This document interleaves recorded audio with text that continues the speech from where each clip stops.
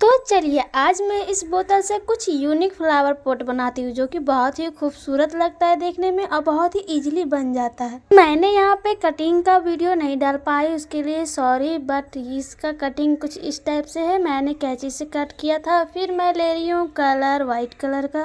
कोई भी फॉर्म ले लेना है, उससे स्पंज करके आप इस तरह से लगाओगे तो बहुत ही अच्छा लुक आएगा। तो मैंने इसी तरह से व्हाइट कलर का पूरे में पेंट अप्लाई कर दिया है। अब बारी है इसमें कुछ अलग सा डिजाइन डालने का। तो मैंने यहाँ पे हार्ट दिया है। आप लोग को कोई भी डिजाइन आप डाल सकते हो, तो मुझे तो ये पसंद था तो मैंने यही डाल दिया। तो इसका फाइनल लुक कैसा लग रहा है कमेंट में बताना। नए हो तो चैनल को सब्सक्राइब कर लेना एंड बेल आइकन दबाना बिल्कुल मत भूलिएगा, ताकि आपको भी कोई वीडियो पहले पहुंच जाए। अगर आपको इस टाइप से और भी वीडियो चाहिए तो मेरे कमेंट में हार्ट दे देना, तो मैं बना दूँ। मिलती हूँ नेक्स्ट वीडियो में। आज के लिए इतना ही। Thank you.